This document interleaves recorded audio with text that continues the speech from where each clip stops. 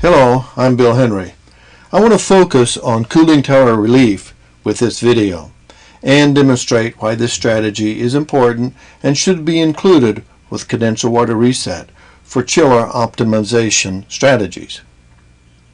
Cooling tower relief is implemented independently of condenser water temperature set point control, with one exception, and that's where condenser water temperature is never allowed to exceed the design temperature.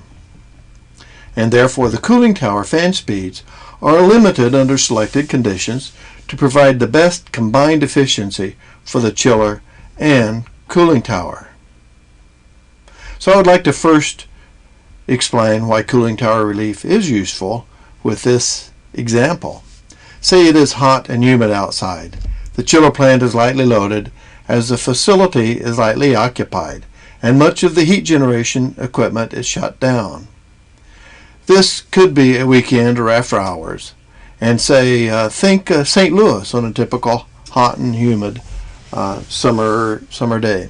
So with a chiller load of 40%, the reset algorithm will most likely determine that the chiller can operate at a condenser water temperature as low as 60 degrees Fahrenheit.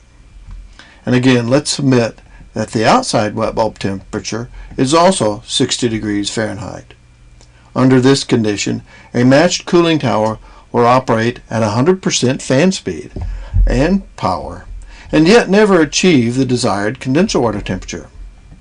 If the fan speed were limited, say, to 80%, the fan power would only be 50% of the rated fan power, and the actual condenser water temperature still would only be a few degrees higher than the cooling tower could achieve at 100% fan speed. Let's look at the chiller plant optimizer and its display and see how it handles a similar situation. Here I have set a load of 60% or 600 tons and an outside wet bulb temperature of 60 degrees Fahrenheit. First, note that the chiller is operating at about 0.4 kW per ton, and the plant efficiency is about 0.59 kilowatt per ton. This particular chiller has an efficiency rating of 0.58 kilowatt per ton, so you can see it's already a fairly efficient chiller. Now note that the condenser water set point mode is in auto, and we want to jump to the next screen to see the fan speed is operating at about 83%, and cooling tower relief is activated. And reviewing the condenser water temperature, we see that the design temperature is 85 degrees Fahrenheit. The reset set point temperature is 65.1 degrees, but the actual condenser water temperature is 75.3 degrees. So we might also note that this particular cooling tower has a 15-degree approach to the actual wet bulb temperature at design conditions. If the cooling tower fan was allowed to operate at maximum speed, it would only reduce the condenser water temperature by a couple more degrees due to the limitation of the cooling tower's approach capability to the wet bulb temperature. We can evaluate the cooling tower fan performance using fan affinity laws for power and speed. The affinity relationship for power versus fan speed is that the power equals fan speed cubed. When we multiply the fan speed ratio of 83%, we come up with a power ratio of just 57%. Therefore, the power is reduced to 57% when the fan speed is reduced to 83%. Now let's see what happens when the wet bulb temperature is only 50 degrees. We see that the chiller efficiency is about 0.34 kW per ton, and the plant efficiency is about 0.51 kW per ton. changing screens, we can see that the fan speed is the same, or about 80 to 83%, and cooling tower relief is still activated.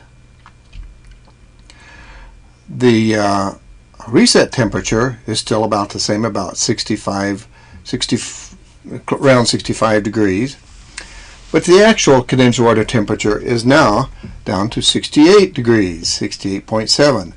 And this, of course, is because with the lower wet bulb temperature, the cooling tower has more capability in decreasing the condenser water temperature.